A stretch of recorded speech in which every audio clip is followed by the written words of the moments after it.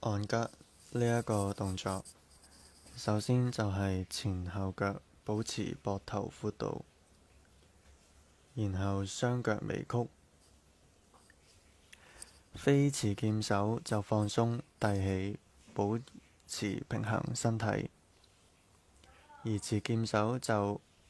握住劍柄，劍尖指向對手，上身就挺直，保持重心穩定。呢一個就係實戰姿勢，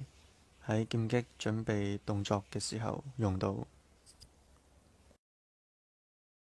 大家好，以下我會講解劍擊入面嘅前進步同埋後退步。首先，我哋保持實戰姿勢，雙腳一前一後，膝頭哥微曲，身體放鬆，上半身保持直立。做前進步嘅時候呢，前腳嘅腳踭先向地落，之後後腳嘅腳尖推地，再跟住上前，兩隻腳之間保持一個適當嘅距離，重心保持穩定。做後退步嘅時候，後腳向後移動，腳尖先落地，前腳嘅腳踭跟住落地後退，過程中避免兩隻腳一齊碰撞啦，或者交叉腳，腳步要輕，動作要流暢，保持良好嘅平衡。咁跟住落嚟，我教嘅動作就係 lunge 啦，即係弓步。咁首先我哋就要 T 字腳，然之後手伸直，